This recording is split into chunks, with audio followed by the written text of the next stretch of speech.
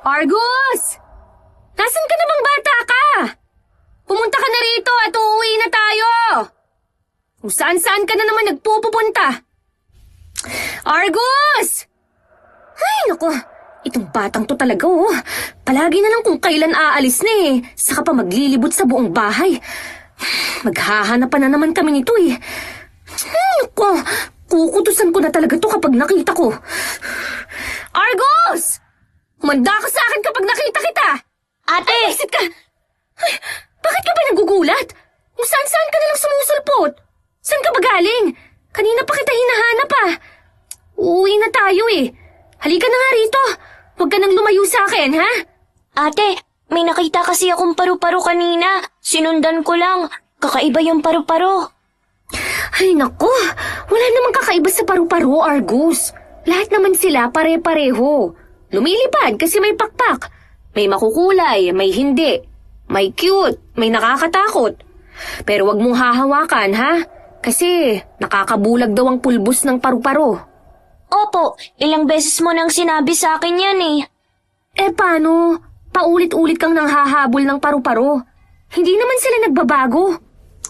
Ay nako, halika na nga. Ay, teka, ilalabas ko muna ang barya na pamasahe natin. Alam mo naman ng mga driver, kapag buo ang ibinayad mo at iilang barya na lang ang sukli, hindi na ibinibigay. Kapag hiningi mo, sasabihin nakalimutan. O di kaya makikipagtalo na naibigay na. Aba, mahalaga ang bawat piso, no? Pinagpapaguran ko to at pinagpapawisan. Kaya dapat palaging sakto ang ibigay sa kanila. Pero ayos lang din naman yon, ate. Kahit hindi na ibigay ang sukli mo na piso o 2 piso. Kasi di mo naman binabayaran ng pamasahe ko. Kahit ang laki-laki ko na, kinakandong mo pa rin ako para lang makalibre. Nakakahiya kaya. Ibayad mo na lang kasi ako ng pamasahe. Ay, hindi pwede. Sayang ang pera. Hanggat kaya kitang kandungin, kakandungin kita para makalibre ka ng pamasahe. Argus, alam mo to? Itong piso na to, kapag naipon natin at dumami, pang-aral mo na to ng college. Kaya huwag ka nang magreklamo, ha? Pero gusto ko rin naman po maranasan na sumakay sa jeep na nakaupo sa upuan. Yung hindi kandong. Ay, sige, ganito na lang. Titingnan ko ang laman nitong wallet kong tinahipan ni nanay mula sa paborito niyang duster. Kapag kasyang barya dito sa pamasahe nating dalawa, ibabayad kita ng pamasahe. Talaga, ate? Pero kapag kulang, kakandungin kita uli, ha? Ay, wala naman akong magagawa sa desisyon mo na yon. O sige, bilangin na natin. Handa ka na? Excited ka na? Opo, sige, bilangin na natin. O sige, akin na yung kamay mo. Ilalagay ko dyan ang mabibilang kong barya. Ay, hindi. Dapat ikaw ang magbilang nito. Mahusay ka sa math, di ba? Tsaka, ikaw ang nag-aaral sa ating dalawa. Dapat, ikaw ang nagbibilang. Oh, bilangin mo na. Si ate, para bibilangin lang. Lahat naman ng tao kayang magbilang. Inuuto mo lang ako eh. Ay, sige na. Aangal pa eh. Bibilangin mo o kakandungin na lang kita para wala nang mahabang usapan.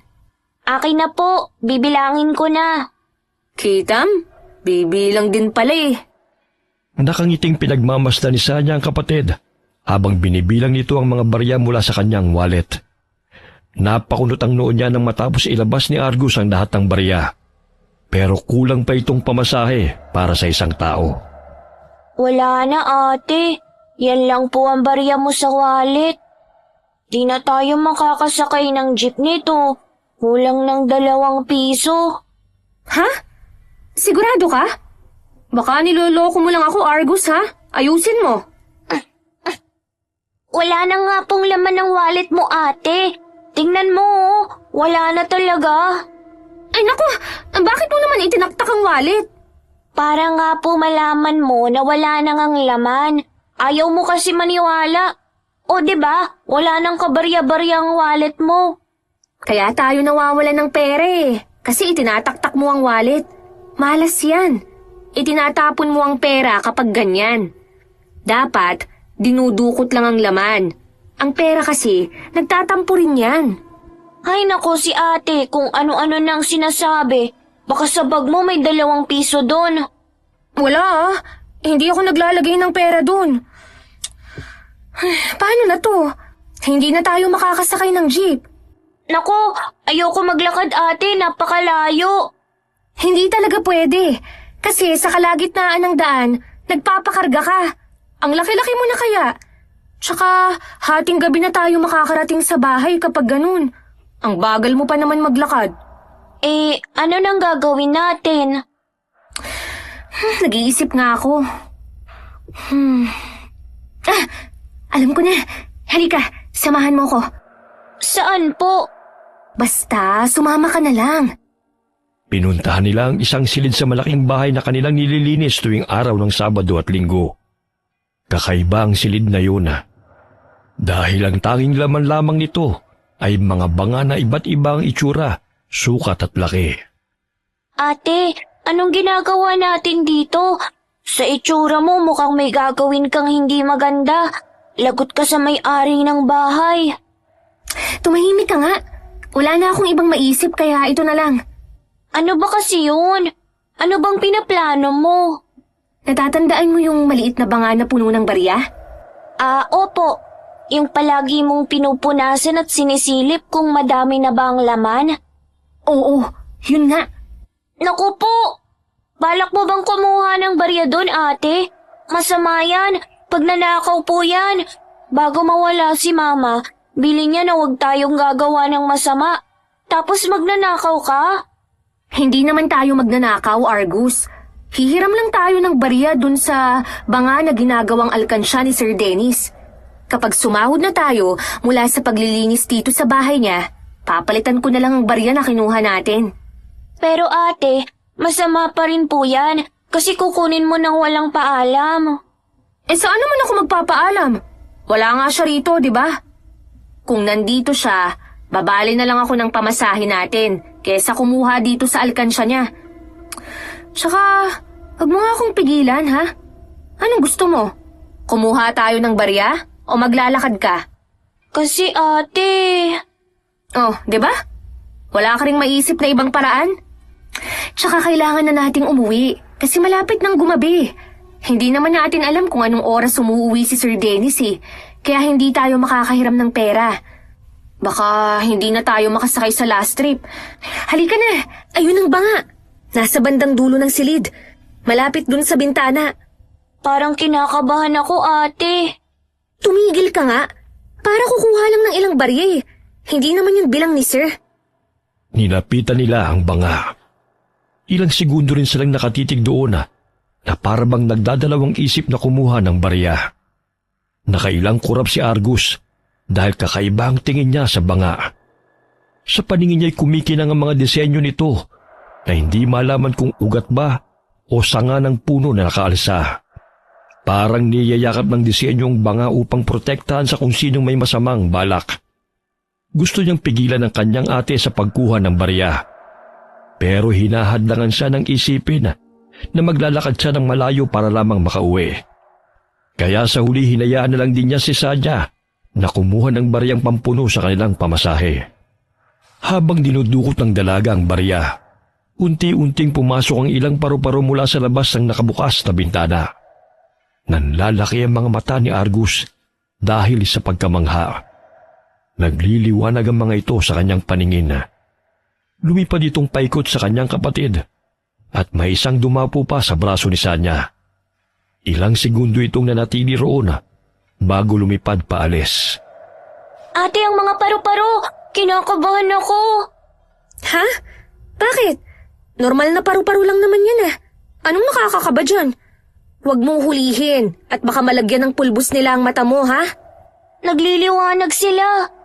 Ay naku, Argus. Hindi ko nga nakikita ang sinasabi mo. Normal lang na may paru-paro dito. Kasi tingnan mo naman ang paligid. Puno ng halamang namumulaklak ang bakuran. Tapos marami pang puno. Ganyan talaga ang gusto ng mga insekto. Oh, nakakuha na ako ng barya. Halika na, umuwi na tayo.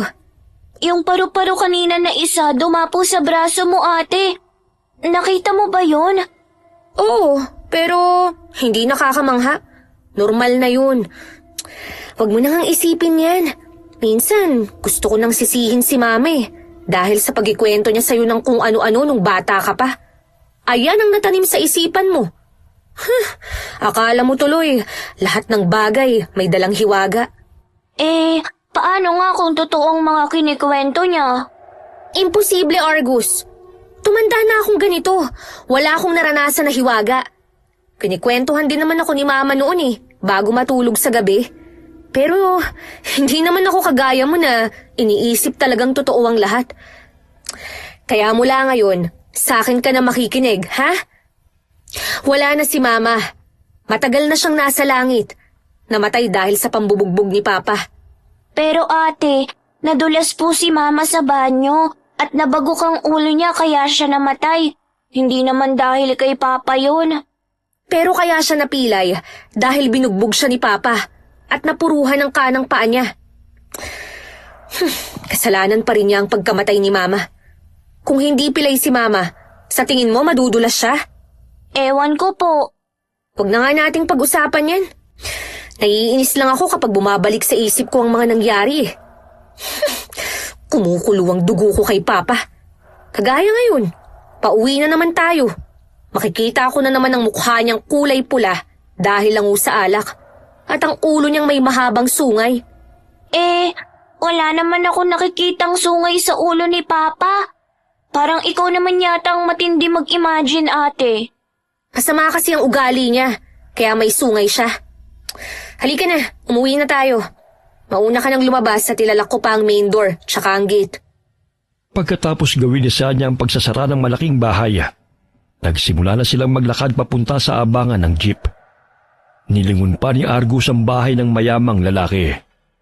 Nanlaki ang mga mata niya nang makitang dumami ang mga paru-parong umaaligid sa bahay na yun.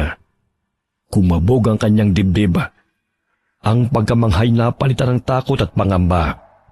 Napahawak siya sa braso ni Sanya at inialis na ang tingin sa magarang bahay. Nang makauwi sila, naabutan nila ang kanilang ama na nakaharap na naman sa pagsusugal. Inugali na nitong magsugal kaysa magtrabaho at buhayin silang magkapatid.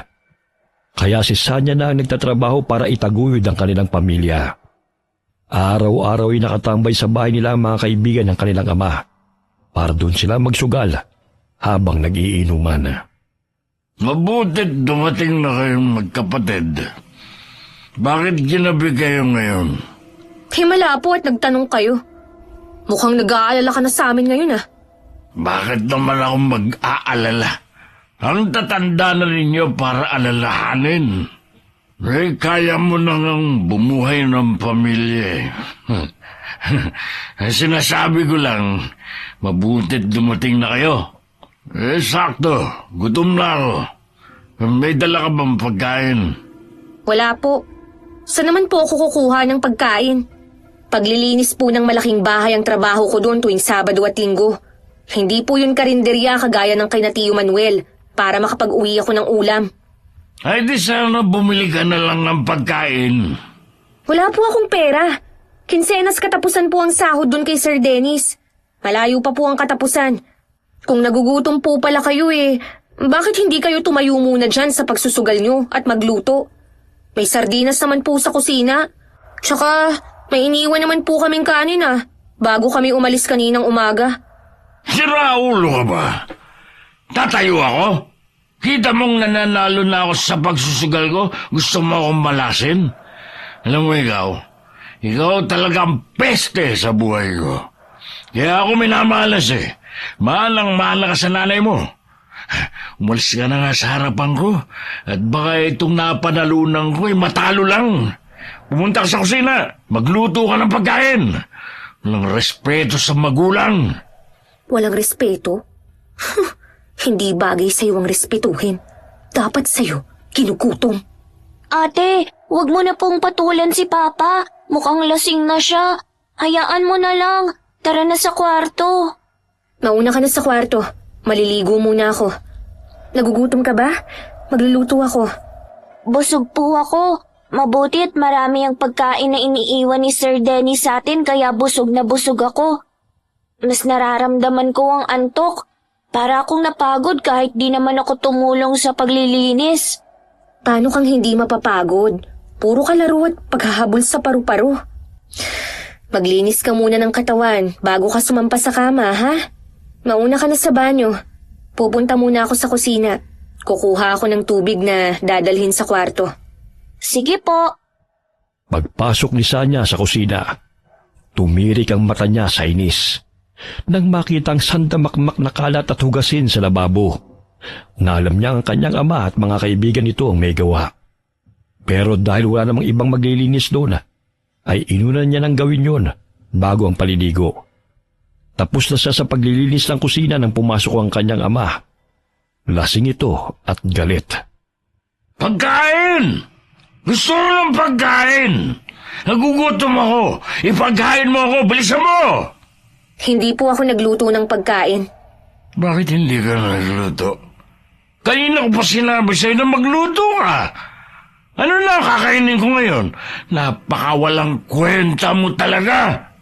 Bubuksan ko na lang po ang sardinas. May kanin naman po eh. Sardinas? Na naman? Araw-araw na lang sardinas ang pinapakain mo sa akin. Punyetang buhay ito. Di mo ba nakikita itsura ko? Mukhang ang nawawalang ulo ng isda sa sardinas na yan, napunta na sa akin dahil sa kakakain ng pesteng delata na yan. Ngayon niya lang napansin. Matagal na siyang mukhang sardinas. Pati nga ang kaliskis ng isda, nasa balat na niya. Pumunta ka sa karinderya ng tsuhi mo. Humingi ka ng ulam doon. Hindi po sila nagbubukas ng karinderya kapag Sabado at Linggo. Kaya nga po ako kumuha ng sideline sa paglilinis ng bahay para kumita ng pera. Yun naman pala eh. May sahod ka naman pala. Di bumili ka ng ulam. Yung inihaw na manok, para naman malapatan na mantika ng inihaw ang bibig ko. Hala, dali na bilhin na sa labas. Bilisan mo lang at ang maliliit kong bituka kinakain na ng malalaki kong bituka. Pero wala pa po akong sahod dahil hindi pa po katapusan. Pagtiisan niyo po muna itong sardinas. Tangilang buhay ito. Bakit ka pa nagtatrabaho kung wala ka naman palang kinikita? Napakawalang kwenta mo naman palang anak. Binuhay na nga kita para makatulong sa buhay. Tapos wala ka naman palang kwenta. Sayang ang paggawa ko sa'yo bilang tao. Dapat pinahid na lang kita sa kumot. Buwisit ka. Nasa na po ba ang perang napanalunan niyo sa sugal? Hindi ba sabi niyo marami na kayong panalo? Akin na, ibibili ko kayo ng lechon, kahit baboy pa yan. Sira na ba ang tuktok mo? Dahil sa dinala mong kamalasan kanina, natalo lahat ng pera ko. Sus, natalo raw? Inubos lang naman dahil inuuto ng mga walang kwentang kasugalan. Tse! Paano ba tinatayo-tayo mo dyan? Buksan mo nga lang yung tangang isda dyan para makakain na ako. Piliin mo pinakatanga ha. Yung kasing tanga mo. Saka nakakita ng isda na lata na nga nasa harapan, pinasok pa. Napakatanga talaga. Nakakahiyang nagkaanak ako ng tanga. Kasalanan to ng nanay mong tanga rin. Dahil sa kanya, nawala ng saysay ang buhay ko. Tapos iniwanan pa ako ng 2 anak na puro mga tanga. Hindi na pinatuloy ni Sanya ang pagdadaldal ng kanyang ama para hindi na umabot sa mahabang diskusyon at pag-aaway. Rinding-rindi na siya sa mga sinasabi nito na para bang nakarecord sa plaka at pinatutugtog ng paulit-ulit. Pagkatapos niyang ipaghain ng ama, ay iniwan niya na ito sa kusina at saka naligo bago pumasok sa silid nilang magkapatid. Naabutan niya si Argus na mahimbing na ang tulog. Kinumutan niya ito pagkatapos ayusin ang pagkakahiga. Malalim na ang gabi nang magising si Sanya dahil naramdaman niyang sumasakit ang kanyang braso. Inunat niya ito at iginalaw-galaw para maibsan ang pananakit. Pero mas naramdaman niya ang pagbigat nito. May kung ano pa siyang nararamdamang init sa braso na parabang apoy na nakagapos. Dumilat siya para tignan ito. At gano'n na lamang ang panlalaki ng kanyang mata dahil sa nakita. Ano to? Bakit may nakataling parang sinulid na itim sa braso ko? Sinong may gawa nito? Si Argus ba? Pinagtripa na naman ba ako ng batang to? Ako naman talaga, oh. Teka, ba't ayaw maalis?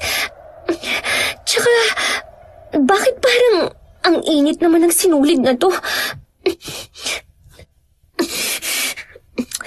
Hoy, Argus! Gumising ka nga!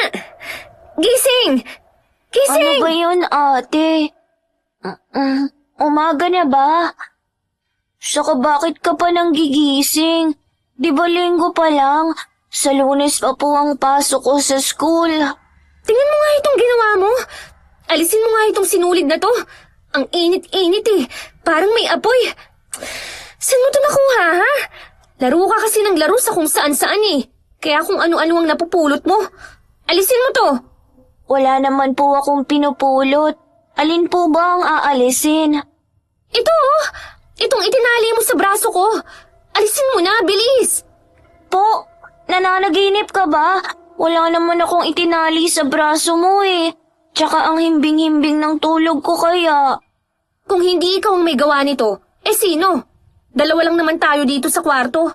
Hindi naman makakapasok si Papa dito dahil palagi nating inilalak ang doorknob. Tsaka, hinaharangan pa ng upuan ng pinto. Ewan ko po, wala naman po akong kinalaman dyan sa tali sa braso mo eh. Baka naman kung saan ka lang nasabit. Sandali at hahatakin ko ang sinulid para malaman natin kung saan galing. Sige, dalian mo at napakainit talaga ng sinulid na to. Saglit lang po, hindi ko mahawakan ate. Ano bang sinulid yan at hindi ko mahawakan? Ano ba yan? Sandali nga, ako ang gagawa.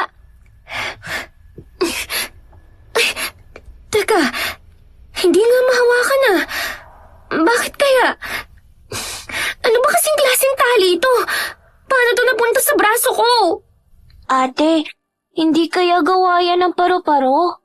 Ano? Puro ka na lang paru-paro. Puro na lang kaimposiblihan ang pinagsasasabi mo.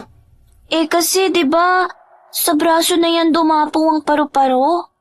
Argus, kahit laksa-laksang paru-paro o kahit anong insekto ang dumapo sa katawan ko, hindi nila ako magagawang talian ng sinulid. Kumuha ka na nga lang ng gunting at gupitin na lang natin to. Doon sa drawer ng tukador, may gunting doon. Sige po. Pinagtulungan nilang magkapatid na gupitin ang sinulid na itim. Pero hindi ito tinatablan. Nagtataka na si Sanya sa nangyayari. Nagsisimula na rin siya kabahan sa isipin na baka namamaligno siya. Bumalik na lamang siya sa paghiga at inisip na mawawala rin ang sinulid pagkagising niya. Pero kinaumagahan na. Argus! Gumising ka na! Mag-almusal na tayo at maggayak. Kailangan na nating umalis. Nandyan na po. Maupo ka na rito at sabay na tayong kumain. Ipinagtimpla na rin kita ng kape. Ay, ubus na nga pala ang gatas mo. Di bale, pag sumahod ako, ibibili uli kita ng gatas. Ate, wag mo na po akong ibili ng gatas. Mukhang hindi naman nakakatulong sa pagtangkad eh. Mas masarap pa rin itong kape. Hindi lang naman pagtangkad ang naitutulong ng gatas. Pati ang pagtibay ng buto at pagtalino. Nag-aaral ka. Kailangan mo yun. Eh di kakain na lang po ko ng mani. Di ba pampatalino rin yun? Bakit kaya ang kulit mo? Kanino ka ba nagmana?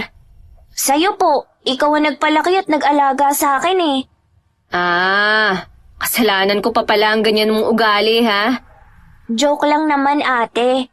Nga pala, nananaginip ba ako kagabi? O totoong ginising mo ko? Kasi may nakataling sinulid sa braso mo. Totoo yun. Hindi yun panaginip. Heto, tingnan mo. Nandito pa rin at hindi maalis. Kagabi, kahit malamlam ang ilaw natin sa kwarto, kitang-kita ang pagkaitim nito. Ngayon, medyo pumusyaw na. Pero hindi ko pa rin maalis eh.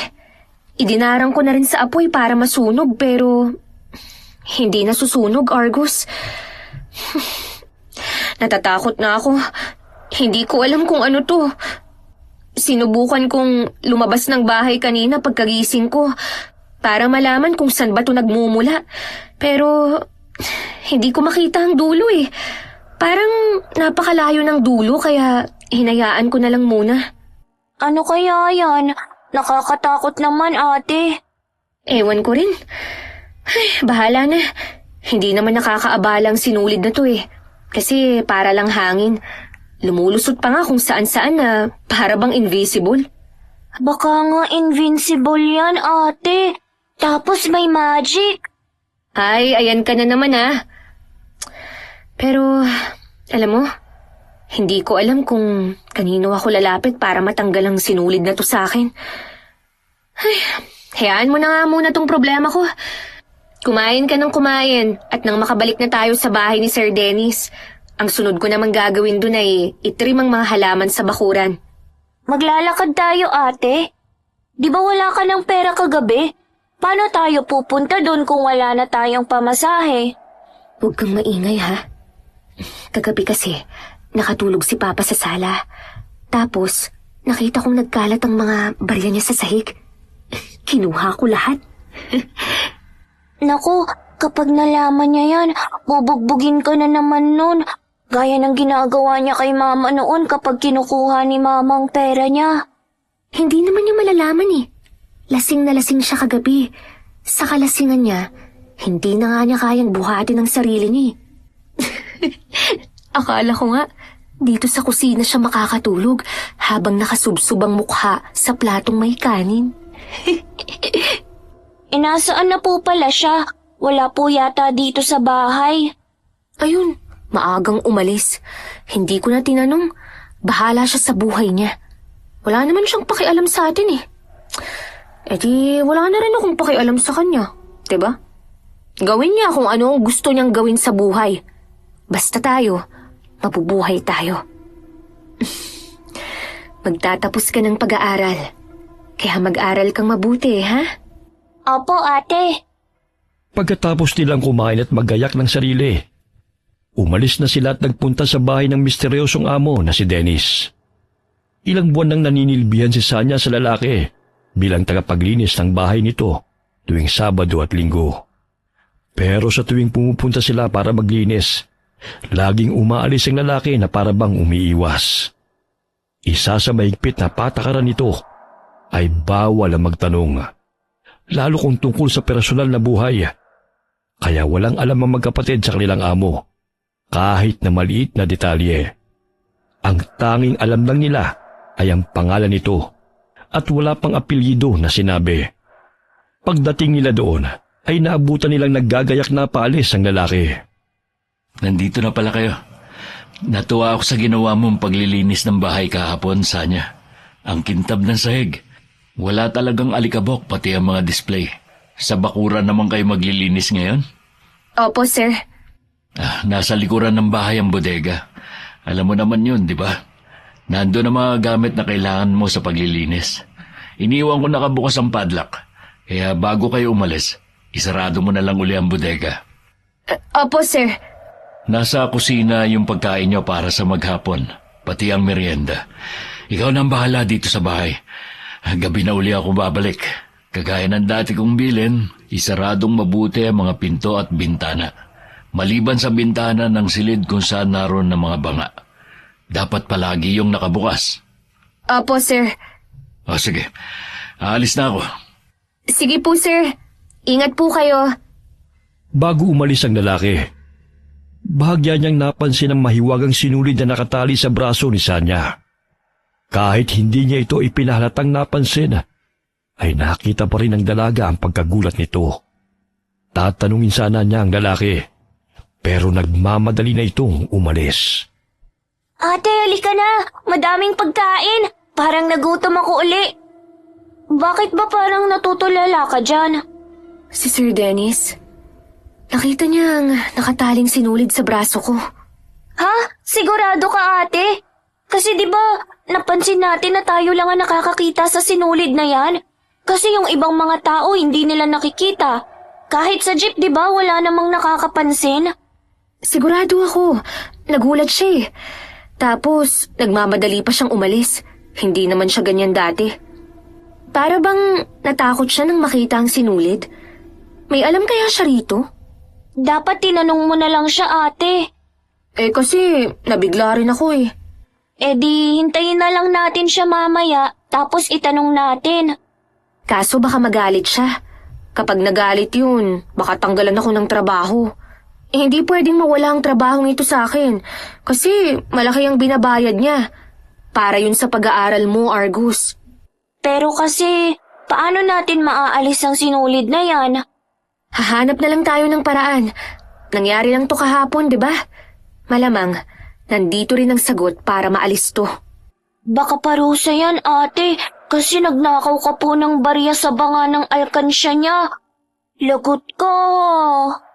Huwag mo na nga akong takutin. Tulungan mo na lang akong maghanap mamaya kung paano matatanggal ang sinulid na to sa braso ko. Tatapusin ko lang mabilis ang paglilinis at pag-aayos ng mga halaman sa labas. Tapos, iikutin natin ang buong bahay para lang mahanap ang sagot. Pero nagugutom pa ako, ate. Oo, sige. Kumain ka na muna. Binilisan niya ang trabaho. Pagkatapos ay inisaysa nila ang mga silid sa buong bahay para makahanap ng sagot. Pero kahit anong gawin nila, ay hindi pa rin sila makakita ng pwedeng pamputol sa sinulid. Tinignan din nila ang banga na pinagkunan niya ng barya. Pero nalaman niyang hindi konektado roon ang sinulid dahil wala roon ang dulo nito. Hapon at naghihintay na lamang ng oras ng pag-uwi ang magkapatid. Nakatulala si Sanya habang malalim na nag-iisip. Ate, marami pang natirang pagkain. Iuuwi po ba natin to? Oo. Pagkatapos mong kumain, iligpit mo at ilagay sa plastic. Sinabi naman ni Sir na iuwi na lang natin ang mga tirang pagkain. Anong oras kaya uuwi si Sir Dennis? Kailangan ko siyang makausap. Kapag ginabi siya, ate, mahihirapan na tayong makauwi. Baka hindi tayo makaabot sa last trip ng jeep. Yun na nga eh. Kaya dapat, umuwi siya ng maaga ngayon. Teka, narinig mo yun? Tumunog ang wind chime na nakasabit sa pintuan. Baka dumating na siya. Sandali, ate, ako nang titingin. Sige. Pagkaalis ng kapatid, nakarinig naman si Sanya ng mga yabag na papalapit sa kanya. Inakala niyang si Argus na ito kasama ang kanyang amo. Pero nang lingunin niya ay wala siyang nakitang ibang tao. Sinulipan niya ang kapatid sa sala at nakita niya itong palinga-linga sa labas ng pintuan na parabang may hinahanap. Natuon din ang paningin niya sa wind chime na nakasabit sa itaas ng pintuan. Kahit kasi wala namang malakas na hangin, ay gumagalaw ng malakas ang wind chime, dahilan para tumunog ito ng tumunog. Nanunuot sa kanyang pandinigang ingay nito hanggang sa mapatakip na siya ng tenga dahil halos makabasag na ito ng eardrum. Sumakit na rin ang kanyang ulo at nagsimula na rin siyang magsisisigaw hanggang sa tuluyan na siyang mawala ng malaya. Nagising siya dahil panayang yugyug sa kanya ni Argus habang umiiyak. Ate! Ate! Gumising ka na, please! Argus? Ate! Gising ka na! Akala ko hindi ka nagigising. Anong nangyari? Nakita na lang kitang walang malay sa sahig. Pinilit lang kitang hilahin at ihiga kita dito sa sofa sa sala. Eh, ang bigat-bigat mo eh. Buti na lang, tinulungan ako ng mga paru-paro. Bakit ka ba hinimatay? Sumakit ng matindi ang ulo ko. Sandali, anong oras na? Hala, madilim na sa labas. Paano na tayo uuwi? Sandali, anong sabi mo? Sino ang tumulong sa'yo? Sila po, ate. Ang mga kaibigan kong paru-paro. Anong bagay yan? Anong klaseng insekto ang mga yan? Ang dami nilang lumilipad-lipad dito sa loob ng bahay.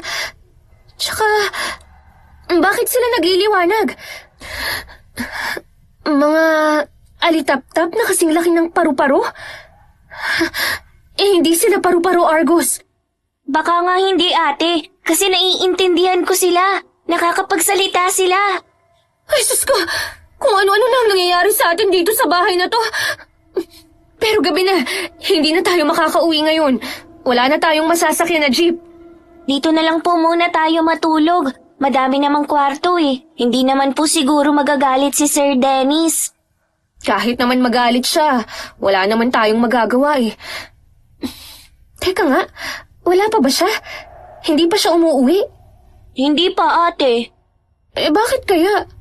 Ate, ayos ka na po ba? Oo, ayos na ako.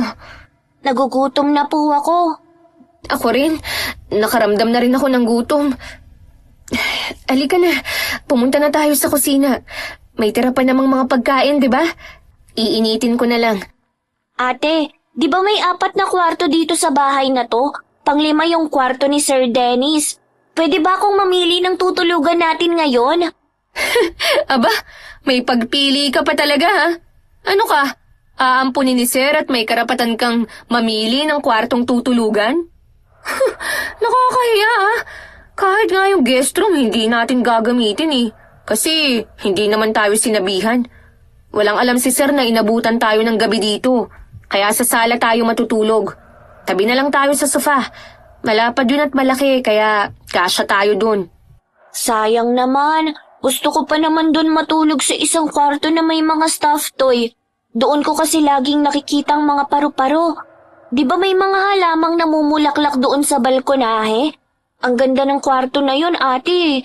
Kaya siguro laging doon pumupunta ang mga paru-paro kasi may mga bulaklak. Hindi pwede, Argus. Hindi natin to bahay. Pero tayo naman ang naglilinis nito. E dilinisin na lang natin. Tama na. Ayoko nang makipagtalo sa ganyan. Isang gabi lang tayong matutulog dito at sa sala tayo matutulog. Tapos ang usapan. Pagkatapos nilang maghapunan, nag-ayos na si Sanya na matutulugan nila sa sala. Malaki ang bahay. Sobrang tahimik. Malamig ang klima na nagpatindig ng balahibo ni Sanya. Habang nakahiga ay pinagmamasdan niya ang braso may nakataling sinulid. Inis na inis siya sa tuwing nakikita ito. Pero hindi kagaya ng dati. Hindi na ito umiinit. Hindi na rin mabigat ang braso niya. Parang nasasanay na siyang may sinulid sa braso. Pero nakakaramdam pa rin siya ng takot. Umaasa siyang uuwi ang kanyang amo at gusto niya nang itanong kung may alam ito tungkol sa itim na sinulid na bigla na lamang gumapos sa braso niya. Sa kaiisip ay nakatulog na siya. Nagising siya ng alanganing oras dahil hindi maganda ang kanyang pakiramdam. Para siyang nauubusan ng lakas at nahihirapan na ring huminga. Namamanhid ang braso niyang may nakataling sinulid, kaya yun ang una niyang tinignan. Nanlaki ang mga mata niya dahil... Ano to? Bakit ganito na ang kulay ng sinulid na nakatali sa braso ko? Parang nagiging kulay pula na. Nagliliwanag pa. Sandali. Parang nakaangat ang sinulid. Papunta sa itaas. Sa kisame. Ano yung nakikita ko sa kisame? Parang matang mapupula. May pangil siya. Ang dulo ng sinulid ay nasa bibig niya. Para siyang sumisip-sip ng... Ano to? Dugo? Sinisip-sip niya ang dugo ko! Tulong! Tulungan niyo ako! May halimaw! Ate, bakit ka sumisigaw? Argus! Ang halimaw! Nasa kisame! Ha? Tala, nakakatakot naman ang itsura niya. Mahaba ang buhok, mukha siyang bruha na lumulutang. Ate, anong gagawin natin? Kumuha ka ng panghampas! Saan, ate? Yung walis sa pangtanggal ng agiw! Pero nasa dulong kwarto yun eh. Huwag na pala. Delikado. Baka sundan ka at atakihin. Itaboy na lang natin siya. Batuhin natin ng throw pillow. Umalis ka. Umalis ka, halimaw ka. Huwag dito. Layuan mo kami. Ate, lalong gumagalaw ang buhok niya. Parang buhay. Parang mga ahas na susugod sa atin. Magtago ka, Argos! Dito ka lang sa likuran ko. Nasaan na ba yung bag ko? Ayun! Ano bang pwede kong gamitin na panlaban sa iyong halimaw ka? Kinalkalisa niyang laman ng kanyang baga. Nakita niya ang isang plastik ng asin na palagi niyang dinadala dahil palaging walang lasa ang mga pagkain ibinibigay sa kanila ng kanyang amo. Kaya nakasanay niya ng dalhin ito para pampalasa. Iniinit niya ang mga ulam at sa kanila lagyan ng asin para sumarap. Dahil sa pagkataranta niya, dumakot siya ng asin at isinaboy sa halimaw na papalapit sa kanila. Umatungal ito na parabang nasaktan na. Lalong nanlisik ang mga mata nito. Humaba ang dila na parang naging latigong humahampas sa kanila. Panay ang saboy niya ng asina, kaya hindi makalapit ang halimaw. Sa huli lumipad ito at lumabas ng bahay. Dumaan ito sa nakabukas na bintana sa sala. Ate, umalis na siya. Babalik pa kaya siya? Sandali, dyan ka lang ha. Isasarado ko ang bintana para hindi na siya makapasok ulit. Lumilipad siya, ate, kahit walang pakpak. Anong klaseng halimaw yun? Hindi ko rin alam. Nangihina ako. Para akong nauubusan ng lakas. Tingnan mo ang sinulid sa braso ko. Kulay pula na. Hindi kaya... dahil sa pagsipsip niya ng dugo ko. Ang dulo ng sinulid ay konektado sa halimaw na yun. Saan siya galing? Bakit ito ginagawa sa akin? Ate, umuwi na po tayo. Natatakot na ako. Baka bumalik siya eh. Mabuti na lang at natakot siya sa asin. Nakatulong din ang baon mong asin. Mabuti talaga at nagdadala ka niyan. Hindi pa rin umuwi si Sir. Argos, tulungan mo kong linisin ang sala.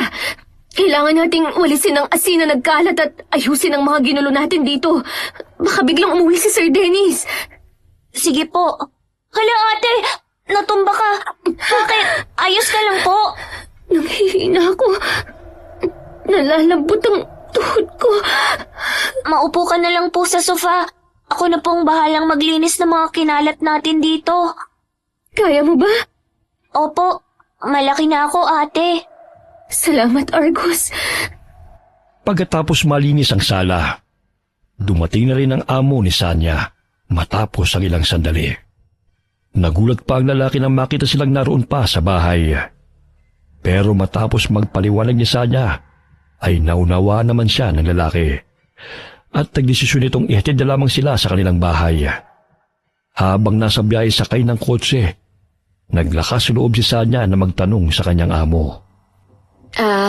Sir Dennis, huwag niyo po sanang masamain ha.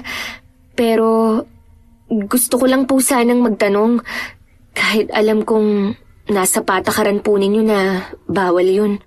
Ano yun? Ano ho kasi, may nangyari ho kasing kakaiba sa akin. Hindi ko ho maipaliwanag pero alam kong nakikita niyo po ang kakaibang parang sinulid na nakatali sa braso ko.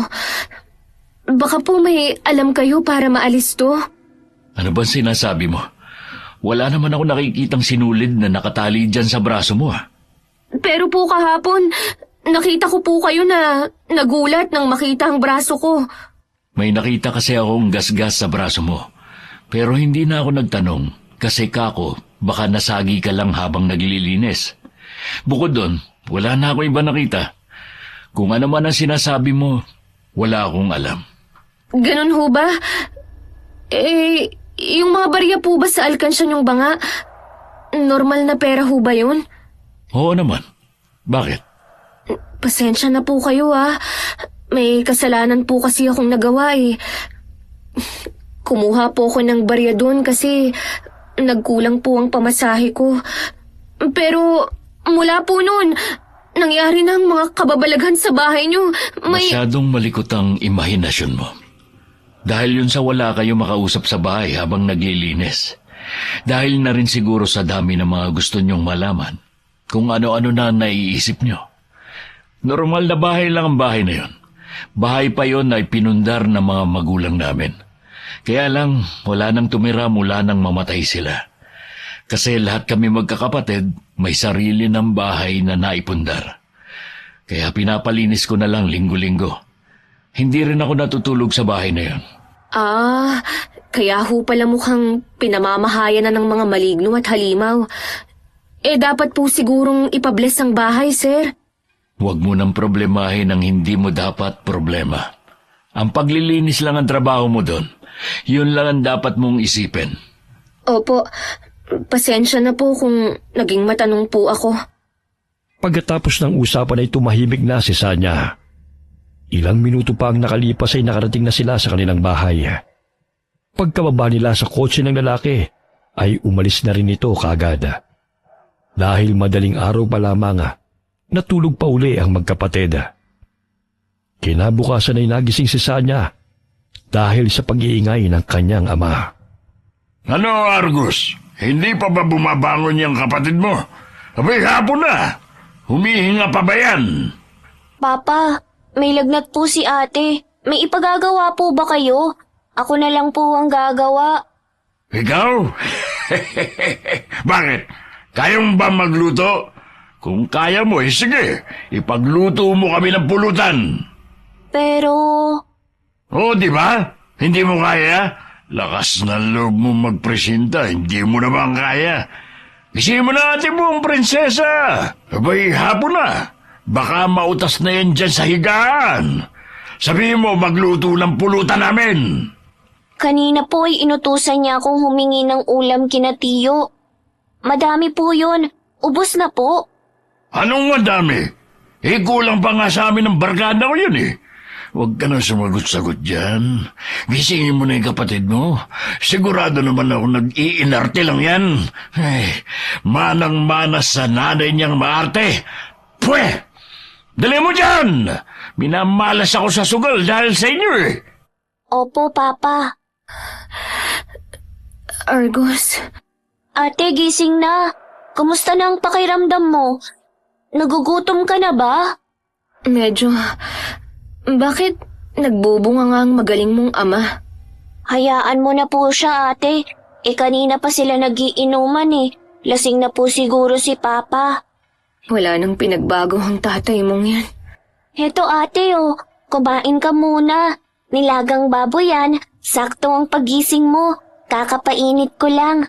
Itinago ko talaga kay Papa kasi kukunin niya eh. Saan galing yan? Kila Tiyo Manuel po.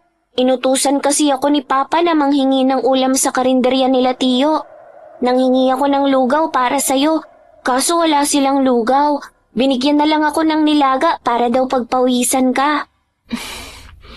Salamat, Argus. Maaasahan ka na. Teka, Lunes ngayon Bakit hindi ka pumasok sa eskwela? Kasi po binantayan kita. Ang taas po ng lagnat mo. Umuungol ka pa tapos pawis na pawis ka. Pinunasan kita ng bimpo na basa. Kagaya ng ginagawa ni Mama sa atin kapag nilalagnat tayo. Ganun ba?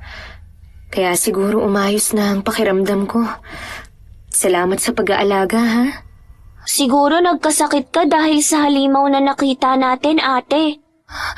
Yung halimaw? Oo nga pala. Kailangan nating pumunta kay Tata Miyong. Yung albularyo po, ate. Oo, baka matulungan niya tayo. Tingnan mo tong sinulid sa braso ko. Kulay pula na talaga. Hindi na bumalik sa dating kulay itim. Naging pula lang to mula nang sinimulang higupin ng halimaw ang dugo ko. Ate, kung hinigop ng halimaw ang dugo mo, baka maubusan ka po ng dugo. Kaya ka po siguro nilalagnat at nangihina. Yun na nga. Kaya hindi na natin to dapat patagalin pa. kailangan na nating pumunta sa bahay ni Tata Miyong. Kumain ka po muna. Oo, kakain na ako para may lakas akong maglakad. Pagkakain nila'y nagpasya na silang umalis. Dumaan sila sa pintuan sa kusina para hindi makita ng kanilang ama. Sinubukan nilang nakarin ang papunta sa bahay ng albularyo. Pero hindi kinakaya ng katawan ni Sanya dahil sa panghihina. Pinara nila ang dumaan na tricycle at nagpahatid sa bahay ng manggagamot. Napakagaan na ng pakiramdam ng dalaga nang pumasok sila sa loob ng bahay ng albularyo. Para na siyang lumulutang sa hangin sa di niya malamang dahilan. Halos hindi rin niya maintindihan ang sinasabi ng matandang lalaki. Nang hawakan nito ang kanyang palapulsuhan, napasinghap siya at humagod ng hangin. Maya-maya'y bahagyang gumang ang pakiramdam niya. Nadidinig na niya ang boses ng matanda. Anong nangyari sa iyo? Sobrang putla mo. Kung hindi ka nakapunta ngayon dito bukas, pinaglalamayang ka na. Tulungan niyo po ako. Pakiramdam ko, may humihigop sa lakas ko. Unti-unti akong nanghihina. Nakikita niyo po ba ang sinulid na nakatali sa kanang braso ko? Oh, Talaga po. Salamat po. Mabuti po at nakahanap kami ng makakatulong. Bakit po kaya ako nagkaroon ng ganyan? Bigla na lang pong pagising ko. May nakatali ng sinulit sa braso ko. Hindi ko alam kung paanong nangyari. Kulay itim po yan dati. Unti-unting naging kulay pula. Parang may kung sinong sumisip-sip sa dugo ko. isang hamok ang gumagawa niyan sa iyo. Hamok? Ano po yun, Tata Miyong? Ang hamok ay isang uri ng makapangyarihang aswang kung saan ay gumagamit sila ng buhok para sumipsip ng dugo ng tao. Pero kakaiba ang paraan ng aswang na sumasalbahay sa iyo. May kasama itong sumpa. Napasailalim ka sa isang ritual na matagal nang umiiral at naghahanap lang ng pagkakataon para makapambiktima. Sumpa? Ritual? Ano po yun? Paano po nangyari yun? Ikwento mo sa akin kung ano mga ginawa mo para malaman natin kung saan ito nagsimula. At nang malaman din natin kung paano ito matatanggal. Base sa nakikita kong kalagayan ng sinulid na nakagapos sa iyong braso, marami-rami ng dugo ang nahihigop niya sa iyo. Kailangan na natin siyang supilin bago ka pa mapahamak. Ate, baka talagang may kinalaman po sa barya na kinuha mo dun sa banga. Nagsimula lang naman po ang lahat ng to mula nung kumuha ka ng barya dun Barya? Anong barya ang sinasabi ng kapatid mo? Nasaan na ito? Kasi ho, Tata Miyong, kinulang po kami ng pamasahe pa uwi. Kaya kumuha ako ng barya sa alkansyang bangha ng amo ko. Posible po ba talaga na doon nagsimula?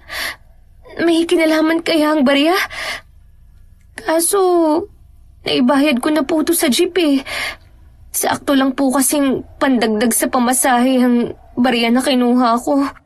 Sige. Aalamin natin yan. Dumito lang muna kayo at may kukunin lang akong mga gamit. Saka ayusin ko mga sangkap sa pagsasagawa ng ritual.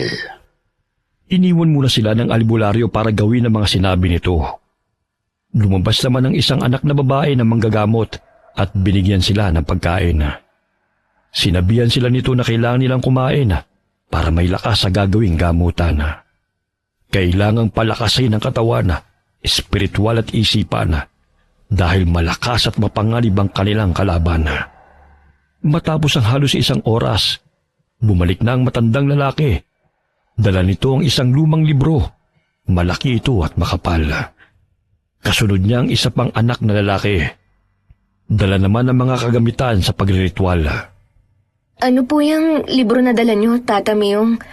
Ito ang librong ginawa ng aming kanununuhan. Ipinamamana ito sa mga susunod na albularyo sa aming angkan. Dito namin tinatala ang mga naging karanasan namin sa paggagamot para magamit ang kaalaman sa susunod na henerasyon. Nandyan po kaya ang kaso kong ito? Yan ang aalamin natin. Sa katunayan, ngayon lang ako nakakita ng ganitong kakaibang kalagayan. Ikaw pa lang ang dumating sa akin na may nakataling isinumpang sinulid sa braso. Pero natatandaan ko ang kwento ng aking lolo noon, isa sa kamag-anak namin. Nagkaroon ng karanasan na nahahawig sa kalagayan mo.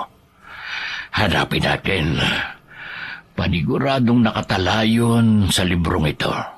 Sana nga po nandyan, Tata Mayong.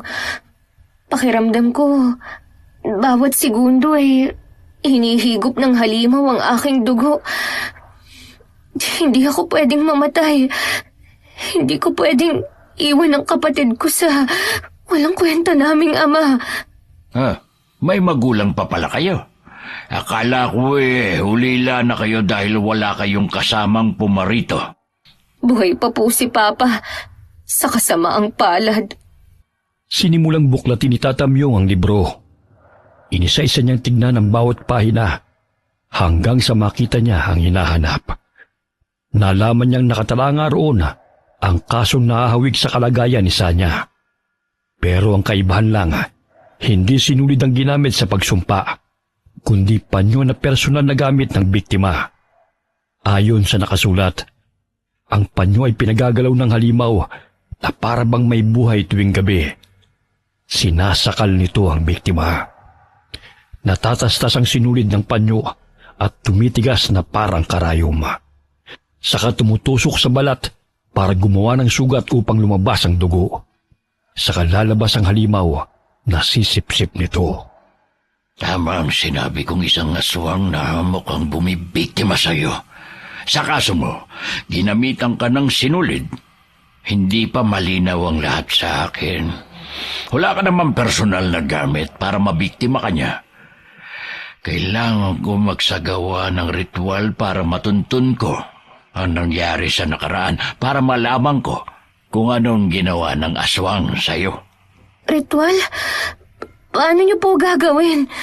Adel, ihanda mo mga gamit sa pagre-ritual. Lalakbayin ko ang nakaraan ng dalagang ito. Matapos igayak ng kanyang anak ang mga gamit sa pagre-ritual, nagsimula na ang matanda. Nagpausok siya gamit ang pansuob na kamangyana, lira at insenso. Nag-usal din siya ng dasal. Pagkatapos nagsindi ng kandilang puti. Inilagay niya ang isang kamay sa mangkok na lusa na may tubig. Kitang-kita ni Sanya ang pagtirik ng mga mata ng matanda. Pagkatapos ay biglang yumuko at nawala ng malay. Sabay silang natakot ni Argus, pero pinakalma sila ng anak ng albularyo at sinabing normal na gano'n ang nangyayari sa matanda sa tuwing naglalakbay ang espiritu nito para alamin ang nakaraan ng pasyente. Matapos ang ilang minuto ay nagkamalay si Tata Myong at humagod ng malalim na paghinga. Uminom muna siya ng tubig bago muling kinausap si Sanya. Mula nang kunin mo ang barya sa alkansya, doon na nagsimula ang lahat. Ang barya na yun ay matagal nang may sumpa. Hinahatak nito ang biktima palapit sa kanya. May kakaiba ka bang napansin sa barya bago mo ito kunin? Kakaiba? Sandali po. Sa pagkakatanda ko, sa tuwing naglilinis ako ng kwartong yun, palagi akong nakakaramdam ng mabigat na presensya. Lagi akong hinahatak ng banga na lumapit sa kanya. Isang beses, sumilip ako. Madilim ang loob ng banga. Pero may isang nagliliwanag na barya.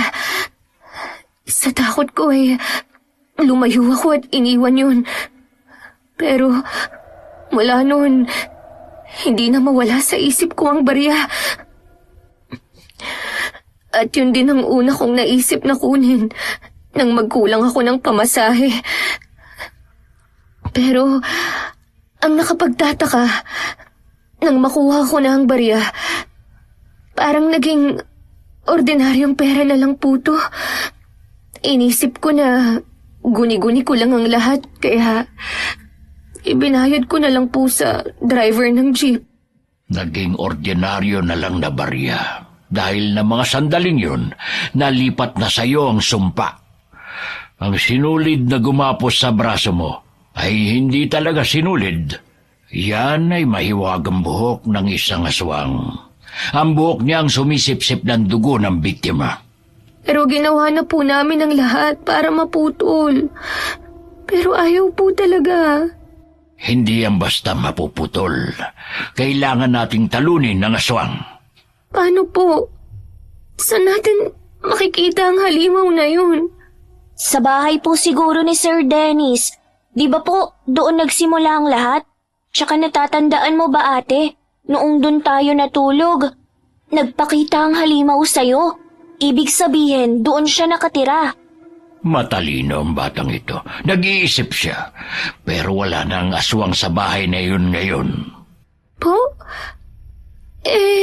Nasa na po kaya siya? Mula nang gumapos sa iyo ang buhok niya, kasama mo na siya kahit saan ka magpunta. Pero makapangyarihan siya. Hindi ito basta-basta nakikita. Hindi ordinaryong mata ang makakahuli sa kanya. Ano po ang gagawin natin? Kailangan nating magsagawa ng ritual para palabasin siya. Dahil makapangyarihan ng halimaw na kanilang kakaharapin, nagpasang matandang lalaki na sa gubat sila magsagawa ng pagriritual. Sa gubat na yun, may lugar doon kung saan nagsasagawa ng pagdarasal ang bawat albularyo sa kanilang angkan para palakasin ang kapangyarihan nila. Ang kauna-unahang albularyo sa angkan ng matanda ang siyang nakadiskubre sa lugar na yun. Dahil doon nakasentrong bilog na buwan kapag hating gabi. Malakas ang mga halimaw sa ganong oras. Pero ang kalakasan na yun, ang kanila ring kahinaan at siyang magpapatalo sa kanila. Nilakbay nila ang pusod ng gubat. Dala ang mga kagamitan sa pagkipaglaban na mula pa sa ninuno ni Tata Myong. Pagdating doon, agad napansin ni Sanya ang 3 malalaking puno na diretso ang katawan at ang mga sanga ay nasa tuktok. Kakaibang balat ng mga puno dahil may mga nakaukit na simbolo roon. Patatsulok ang pwesto ng mga puno na tila ba sinadya dahil sa saktong sukat ng bawat agwat nila sa isa't isa. Meron ding itim na lubid na nakatali sa katawan ng 3 puno na nagkukonekta sa bawat isa. Huminto sila sa paglalakad at nagsagawa muna ng pagdarasal si Tata Myong. Pagkatapos ay pinahira niya ng langis sa mga kasama sa kanilang noo, dibdib at sa likod ng braso ng pakrus. Saka sila tumawid sa kabila ng lubid at pumasok sa loob ng tatsulok na espasyo. Pagtungtong pa lang ni Sanya sa loob, ay sinalubong na siya ng malamig na hangin na nagpatindig sa kanyang balahibo. May kung anong malamig na hininga rin ang umihip sa kanyang batok, dahilan para kilabutan siya ng gusto. Inilibot niya ang paningin sa paligid. Ramdam niyang may matang nakamasid. Maya-maya'y napatakip siya ng tenga at napasigaw matapos marinig ang matinis na boses na umaalingaw-ngaw sa kanyang isipan. Galit ang nilalang. Nagpakita ito sa kanyang isip. Namumula ang mga mata. May matutulis na mga pangil at kuko. At may mahabang buhok na tila may buhay na gumagalaw sa hangin. Pulang-pula ang mga hibla ng buhok nito na parabang dinadaluyan ng dugong nagmumula sa kanya. Ate! Magpakatatag ka, Sanya. Alam kong gagawin niya ang lahat para matalo ka. Lahat ng takot ay padadala niya sa'yo. Wala siyang ibang hangad kundi ang patayin ka. Ubusin ang dugo mo sa katawan at kapag namatay ka, lilipat lang siya sa bagong biktima. Kailangan natin siyang matalo para hindi na muling makapambiktima pa ng iba. Ate, ayos ka po ba? Oo, Argus. Ayos lang si ate. Dapat hindi ka na sumama dito. Delikado to para sa'yo. Ayoko po. Hindi kita iiwan. Matapang naman ako, ate. Lalabanan ko ang halimaw na yon. Nakita mo to? Nagdala talaga ako ng gunting. Kulay gold pa. Gugupitin ko talaga ang buhok niya ngayon. Humanda siya sa akin. Ikaw talaga. Nakuha mo pang magpatawa. Doon ka lang pumesto, ha? Kahit anong mangyari, huwag kang lalayo, ha? Opo. Kahit na ano ang mangyari, huwag kayong lalabas sa lubid. Nasa labas ng lubid ang kalaban. Naghihintay lang siya na tumawid tayo roon. Saka siya sasalakay. Opo, nararamdaman ko siyang nakamasid lang. Pero mas nararamdaman ko na ang pagsipsip niya ng tugo sa akin. Parang gusto niyang ubusin na ngayon ang tugo ko. Tingnan niyo ang hibla ng buhok niyang nakatali sa braso ko. Hindi na mukhang sinulid na kulay pula. Gumagalaw na to. Lumitaw na ang tunay na anyo. Isang hibla ng buhok na kulay pula. At kitang-kita ko ang pagdaloy ng dugo ko na parang may humihigop na. Mula nang pumasok tayo sa loob ng triangulong ito, ipinakita na niya ang tunay niyang anyo. Alam kong nagpakita na rin siya sa'yo sa pamamagitan ng isip, hindi ba? Opo, kitang-kita ko ang nakakatakot niyang itsura. Habang hinihintay natin ang buwan na mapunta sa sentro ng langit, magsasagawa na ako ng ritual para sa paghahanda sa kanyang paglitaw. Magpapakita ho ba siya talaga, Tata Miyong? Mapipilitan siyang magpakita, lalo na kapag nararamdaman niyang unti-unti na siyang nawawala ng koneksyon sa iyo. Paano po mangyayari yun? Ang ritual na gagawin ko ay ang pagputol ng koneksyon niya sa iyo. Kaya ihanda mo na ang sarili mo. Hindi ako makikipaglaban dito, kundi ikaw, ang katawan mo. Mula sa dalang malaking bag ng matanda, ay inilabas niya ang isang malaking puting tela na hugis at sulok. Sa gitna ng tela ay may nakaguhit na isang malaking mata. Inutusan ni Tata Myong si Sanya na maupo sa nakaguhit na mata. Matapos niya itong ilapag sa lupa, ay sinabihan ng dalaga na kahit na anong mangyari, ay huwag siyang haalis doon.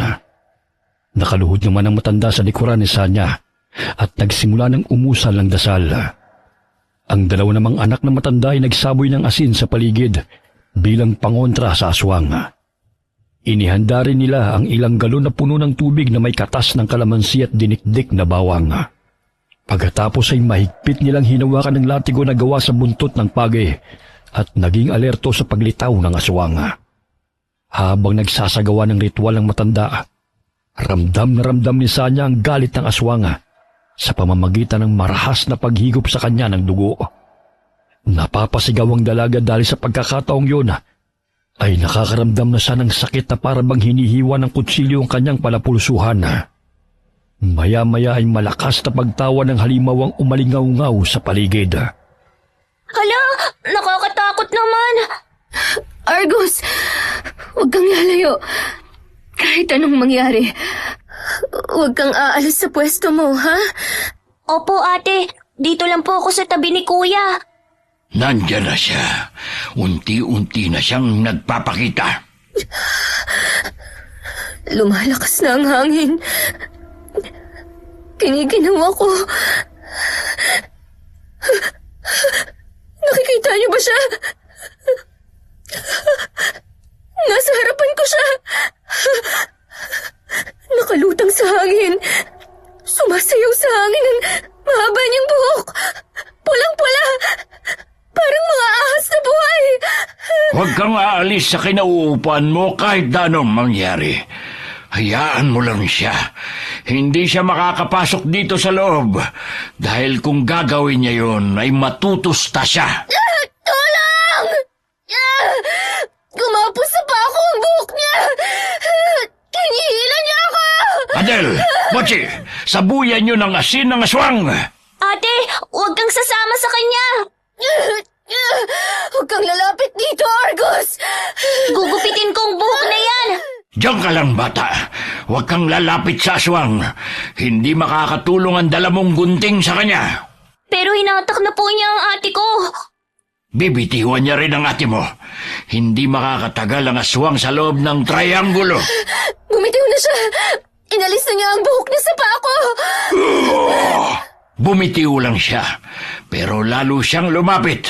Kailangan niyang ipakita ng buo ang kanyang sarili para matalo natin siya. Ano po ang balak niyong gawin, Tata Mayong? ang palitawin siya ng sabilitan. Isuot mo itong rosaryo sa kanang braso mo. Sige po. Nang maisuot ni Sanya ang rosaryo, muling umalingaw-ngaw ang atungal ng aswang na para bang nahihirapan ito. Nagliwanag ang hibla ng buhok na nakagapo sa braso ni Sanya at nahahawakan na ito ng dalaga. Napasigaw si Sanya dahil ramdam niya ang pag-init ng buhok na para bang meron itong apoy na sumusunog sa kanyang balat. Sinundan nila ng tingin ang hibla ng buhok na unti-unti nang lumitaw hanggang sa makita na nila ang kabuuan ng aswang. Nasa harapan ito ni Sanya. Lumulutang sa hangin. Pistula itong isang malaking kumpul ng buhok na nagliliyab sa pagkapula. Bawat dulo ng hiblay nagtatalsikan ng dugo sa tuwing gumagalaw. Patuloy sa pag-atungal ang aswang dahil nasasaktan sa rosaryong isinuot ni Sanya. Pero kahit anong pilit ng dalaga na alisin ang nakagapos na hibla ng buhok sa braso niya, ay hindi pa rin niya ito matanggal. Lumapit naman si Argus sa kanyang kapatid at sinubukan niyang gupitin ang buhok gamit ang dalang gunting. Muling umatungal ang aswang at sa isang iglap ay gumalaw ang buhok nito papunta sa bata at marahas na isinalya si Argus. Dahilan para tumilapon siya sa labas ng trianggulo. Argus! Ate! Adel, Mochi, kunin niyo ang bata. Huwag niyong hayaan na makuha ng aswang. Hindi! Pinuluputan ng buhok si Argus! Ang kapatid ko! Tulungan niyo siya! Itiwan mo ko! Ate, tulong!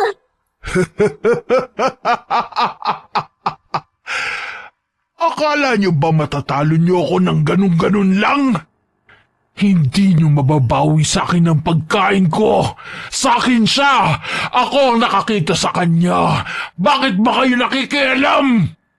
Pakawalan mo ang kapatid ko! Parang awa mo na! Huwag mo siyang sasaktan! Nagpakita ka na rin sa wakas. Natutuwa akong makakita ng isang hamok. Marami akong katanungan pero hindi na yun mahalaga. Ang mahalaga ay ang lubayan mo ang dalagang ito. Hindi mo siya pwedeng gawing pagkain lang. Huwag mo kong utusan, tanda! Hindi ikaw ang masusunod dito kundi ako. Hawak ko ang batang to. Wala nang silbi sa akin ang babaeng yan. Pwede ko na siyang pakawalan. Dahil ang batang to, sa kanya na ako kukuha ng dugo! Wag! Pakiusap! Wag ang kapatid ko! Wag si Argus! Ako na lang. Pahig akong ipagpatuloy mo ang pagsipsip sa dugo ko. Kahit ikamatay ko pa. Wag lang ang kapatid ko. Parang awa mo na. Pero sa itsura mo, mukhang hindi ka natatagal. Kailangan ko na rin kumuha ng bagong pagkain. Hindi na kita kailangan. Ang batang to, siya na ang pagkain ko ngayon. Yan ay kung kaya mong gawin. Anong ginagawa mo sa buhok ko, tanda? Bitiwan mo yan! Humasok ka dito sa loob ng trianggulo. Dito tayo magtos. Wag! Wag mo akong hilahin dyan! Bitiwan mo ako! Nakipagtagisan ng lakas si Tatamyong sa aswang. Tinulungan rin siya ng kanyang mga anak na hatakin papasok sa loob ng espasyo ang halimaw. Nang magawa nila itong hatakin, umatungal ang aswang na para bang nasasaktan sa apoy. Naging magulo ang galaw ng mga buhok nito at para siyang nakukuryente. Naglayuan naman sila at lumabas sa kabila ng lubid. Hinatak ni Adel si Sanya palabas dahil hindi ganong makalakad sa panghihina ng katawan. At mula sa kanilang pwesto ay pinagmasdan nila ang aswang na nagwawala habang umaatungal. Pilit itong lumilipad. Pero may kung anong enerhiyang telang puti at hinahatak siyang pababa sa lupa. Sa bawat lapat ng paa ng aswang sa tela ay para siyang sinisilaban. Nalalapnos ang balat nito at umuusok pa. Dali-dali namang tinakbo ni Mochi si Argus para tulungan ang bata matapos mabitiwan ng aswang. Ano po ang nangyayari sa aswang, Tata Miyong? Nakikipaglaban siya sa enerhiyang bumabalot sa loob ng trianggulo na yan. Ang 3 puno at ang lubid na kumukonekta sa bawat isa ay may orasyon. Nagiging pananggalang ito para maproteksyonan ang tao mula sa mga masasamang nilalang. Pero sa oras na makapasok sa loob ang halimaw, nagiging sandata ito para matalo sila. Kaya pala, ayaw niyang pumasok sa loob at pilit niya akong inahatak palabas. Sandali! Bakit? Ano nangyayari sa'yo? Ang buhok niya! Gumapos sa braso ko! Hinihila niya ako palapit sa kanya! Tulungan niyo ako! Kumapit ka sa kamay ko. Adel, hagupitin niyo ng latigo ang aswang. Madali kayo. Sabuyan niyo rin ang tubig na nasa galon. May kalamansi at bawang ang mga yon. Sa tingin niyo ba matatalo niyo ako ng ganun-ganun lang? Hindi ako papayag. Ibigay niyo sa akin ang babaeng yan! Hindi mo siya makukuha. Nagsambit ng orasyon ng matanda habang nakikipaglaban naman sa aswang ang kanyang mga anak. Gumawa naman ng paraan si Argus para tulungan ang ate niya. Ipinilit pa rin niya ang gunting. Ginamit niya yun sa buhok ng aswang na nakagapos sa braso ng kapatid. Nagulat sila dahil nagugupit na ng ordinaryong gunting ang buhok nito. Pero sa galit ng halimaw, ang bata ang kinuha niya. Mabilis niya itong pinuluputan ng buhok at saka marahas na inila palapit sa kanya. Argus! Akala ko ba babae handa mong isakripisyo ang sarili mo kapalit ng iyong kapatid? Bakit hindi mo ginawa kanina? Ayan tuloy! Nakuha ko na naman ang bata! Hindi. Huwag si Argus. Hindi na ako lalaban. Kusa na akong pupunta sa'yo. Pakawalan mo lang siya. Hindi! Hindi mo na ako mauuto ngayon! Kung hindi ikaw ang makukuha ko, ang batang to na lang! Siya ang pagmamanahin ko ng sumpang matagal ko ng pinaghihirapang labanan! Anong balak mong gawin sa kanya? Sandali! Huwag mong ituloy ang binabalak mo. Huwag mong gagawin yan sa bata. Anong gagawin niya kay Argus, Tata Miyong? Hindi ko alam, pero masama ang kutob ko. Hindi pwedeng mangyari ang nasa isip ko. Kailangan gumawa ng paraan. Ang nakatali sa braso ko, unti-unti nang natatanggal. Pero bakit? Dahil iba na ang punteriya niya ngayon. Hindi! Huwag ang kapatid ko! Ikaw na aswang ka! Pakawalan mo ang kapatid ko! Hindi pwede! Nakikita niyo ba ang bilog na buwan? Malapit nang tumapat sa amin. Oras na mangyari yun. Matatapos na rin ang paghihirap ko. Makakalaya na rin ako sa sumpang ito ng aming angkan. Ibig sabihin, ang pamilya niyo ay mga aswang? Kamag-anak ka ba ni Sir Dennis? Si Dennis? Siya ang pinakamabait kong pamangkin. Siya ang nagdadala sa akin ng aking biktima. Bago ikaw, marami pang nauna sa'yo. Namamatay silang lahat ng walang kaalam-alam sa nangyayari. Inaakala nilang lahat, nagkakasakit lang sila dahil subsub sa trabaho. Pero iba kayong magkapatid.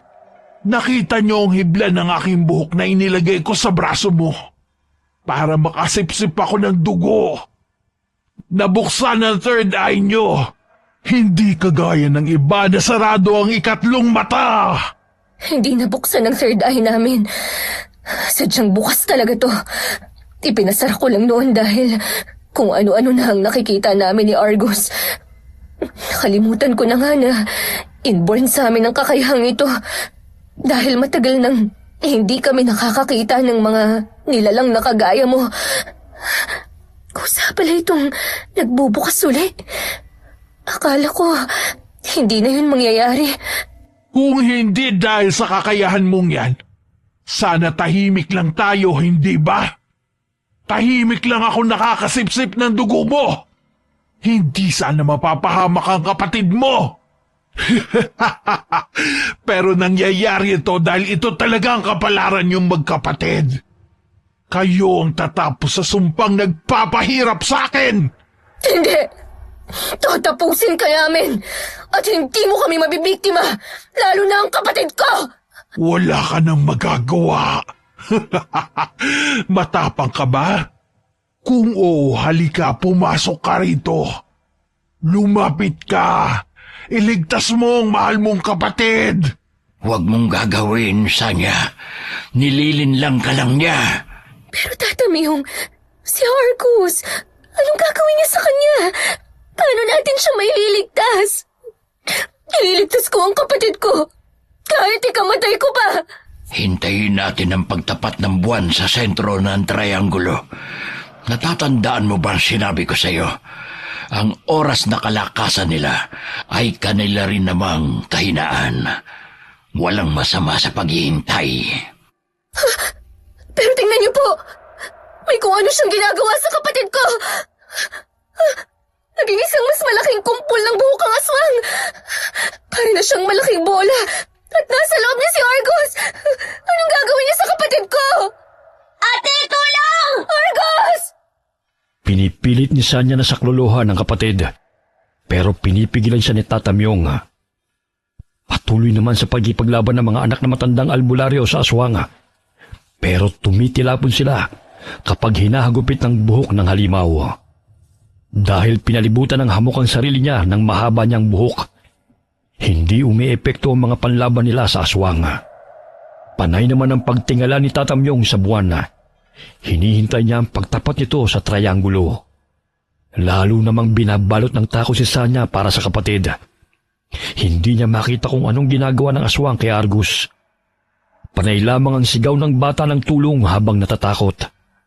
Nang malapit nang tumapat ang buwan sa kinatatayuan ng aswang, nagsimula ng umusan ng orasyon si Tata Myong, kasabay ng pagsaboy ng asin sa paligid ng telang puti. Ilang sandali pa'y umepekto ng pagriritual ng matanda. Umaatungal ang hamok na parabang nasasaktan na at unti-unting kumakalas ang buhok nito mula sa pagkakakumpol. Maya-maya'y lumantad na ang aswang.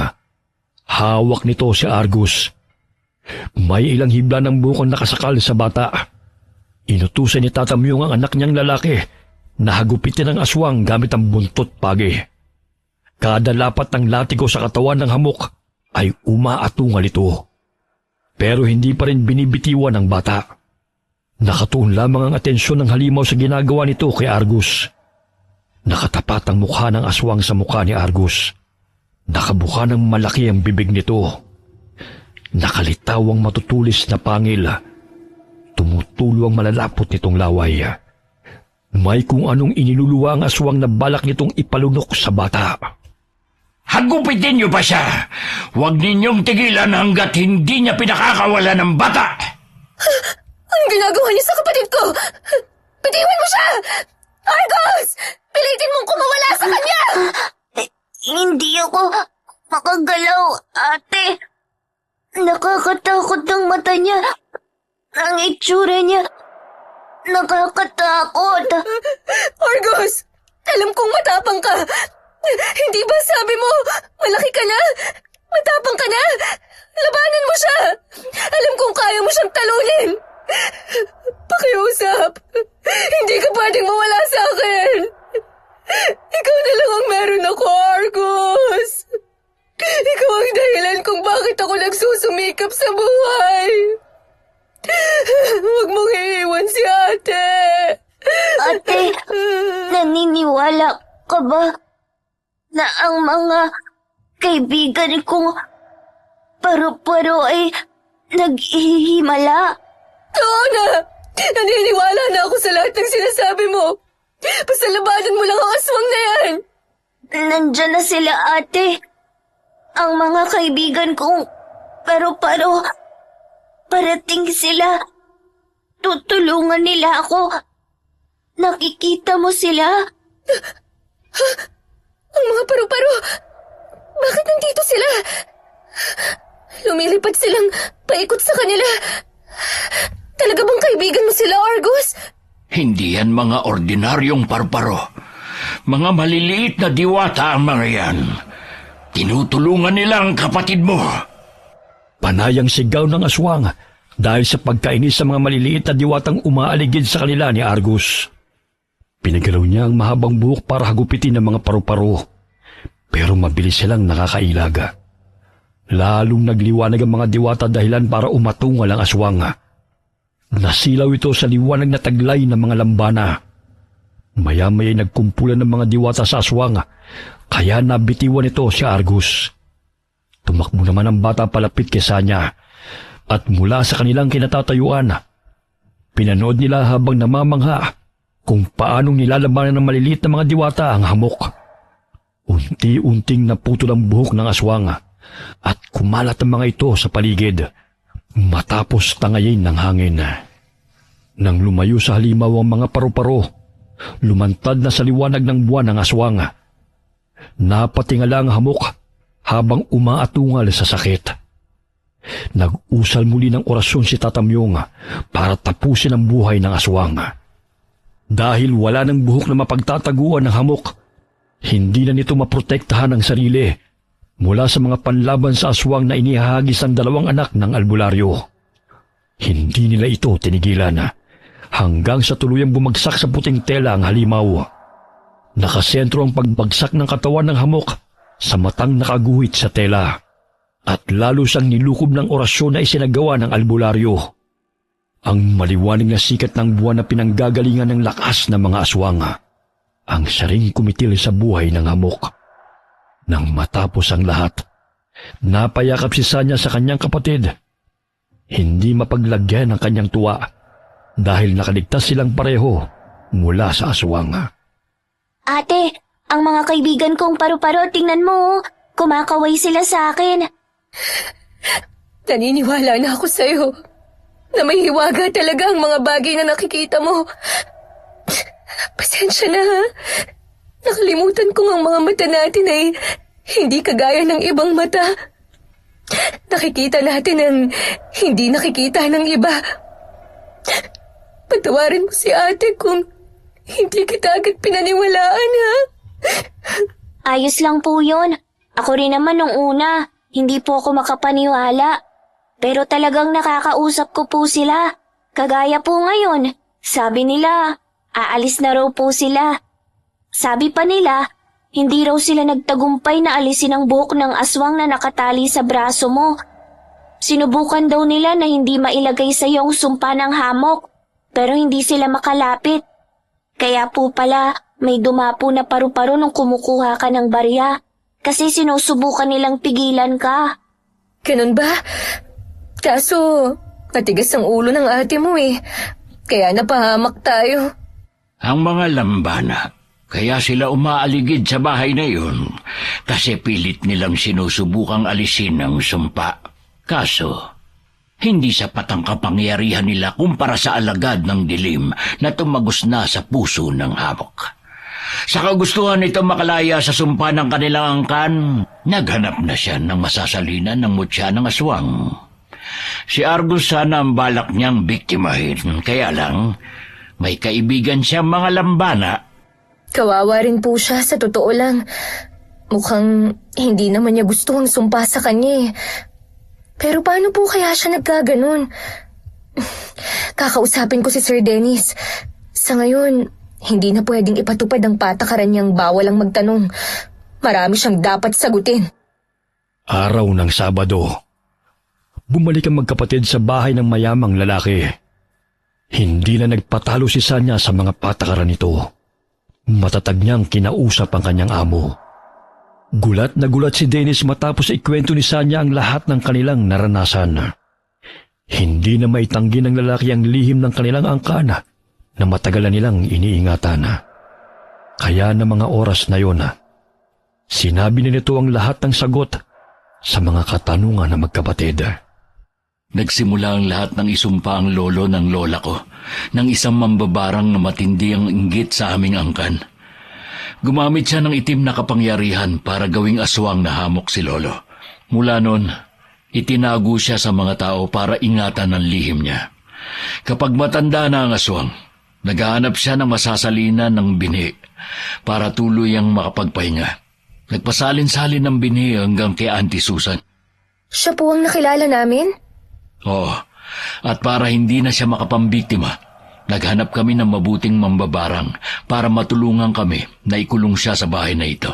Ginawa niya ang baryang yon, niritualan, kinonekta kay Auntie ang barya. Tapos itinago sa banga. Hanggat hindi nakakalabas ng bahay ang barya na yon, hindi makakalabas si Auntie. Hindi siya makakapambiktima. Pero kinuha po ni ate ang barya. Argus! ganun na nga. Kaya nasabik na naman siya makalabas. Pero hindi ko alam na habang nakakulong pala siya, nakagawa siya ng ritual para makapaglagay ng hibla ng buhok sa biktima at maisagawa ang mga bagay na yon. Humihingi ako ng tawad sa kapabayaan ko. Pero, alam po ninyo na aswang ang tiyahin niyo, sir. Bakit po kayo tumatanggap ng tagapaglinis dito? Alam naman pala ninyong mapapahamak sila, di ba? Ilan na ang mga napatay niya? Hindi ako nagpasya ng mga bagay na yon, kundi ang mga kapatid niya. Kailangan kasing sumipsip ni Auntie ng dugo. Kasi kung hindi niya magagawa, mas delikado. Kapag gutom siya, lalo siyang magiging halimaw. Habang naghahanap kami ng lunas sa sumpa, tumatanggap kami ng tagalinis sa bahay para kahit paano makahigop siya ng dugo. Ilan linggo lang ang dapat na itatagal nila sa bahay na ito. Tapos magpapalit na kami ng tagalinis. Pero sila mapilit. Ayaw nilang umalis sa trabaho dahil sa malaking sahod. Kaya sila napahamak. Pero bakit po ako? Hinayaan yung tumagal. Wala kayong sinabi na dapat ay ilang linggo lang pala. Dahil na makita ko kayong magkapatid, nakita ko ang takot sa mga mata ni Auntie sa kauna-unahang pagkakataon. Dati sabik siyang makakita ng tao. Pero kayo, kinatakutan niya. Tapos nakikita pa ng kapatid mo mga lambana. Kakaiba, hindi ba? Naisip ko, baka kayo ang sagot para matapos ang lahat ng ito. Natapos na nga po ang lahat. Pero siguro, hindi aabot sa sitwasyong mga nganib ang buhay naming magkapatid kung hindi kayo naglihim. At walang patakaran na bawal ang magtanong. Kung sasagutin ko ba mga tanong niyo kung sakali, maniniwala ba kayo? Makakatulong ba kayo? O baka matakot kayo? Tatakbo at ipagkakalat ang iniingatan naming sikreto. Ay, may punto naman po kayo. Ay, siya nga po pala. Heto po, nagdala ko ng kaunting abo ng tiyahin nyo. Naging abo po kasi siya nung masikatan ng araw. Pasensya na rin po kung napatay namin siya. Huwag kang humingi ng pasensya.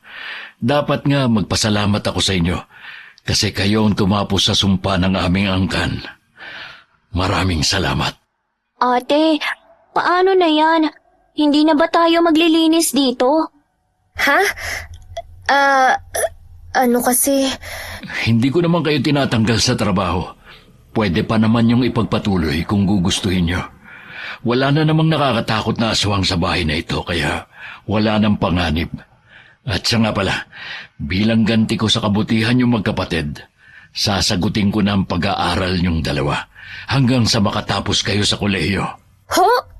Ate, nakakapag-aral ka na rin daw, sabi ni Sir. Nakakahiya naman po. Hindi nyo naman po kailangan gawin yun eh. Maliit na bagay lang naman po ang nagawa namin. Hindi yon maliit na bagay. Buhay nyo ang inyong tinaya. Kaya wag na kayong tumanggi. Naku po. Salamat po, sir. Dahil sa kagustuhan ni Sanya na makatapos din ang pag-aaral, tinanggap niya ang alok ng amo. Kaya nang sumunod na pasukan ay bumalik na siya sa pag-aaral. Hindi na siya nagtrabaho sa karinderya ng tiyuhin. At tuwing Sabado at Linggo ay pumupunta silang magkapatid sa malaking bahay para linisin ito. Tuwang-tuwa si Argus sa tuwing bumabalik sila sa bahay na yon. Dahil doon niya nakakalaro ang mga kaibigang paru-paro. Okay, sana po nagustuhan niyo ang kwento natin ngayon. Shout out po tayo sa Imperial and Grefaldia family. Kamusta po kayo? Shout out po kina Jenny May, Billy Ray, at kay Ray Buendia from Lucy Buendia from Nueva Ecija. Kamusta po? Hi po kay Sally Albino from Kawayan City, Isabela. Hi kay Malusuklan ng Cuenca, Batangas. Alright, maraming salamat po sa inyo and God bless all of you.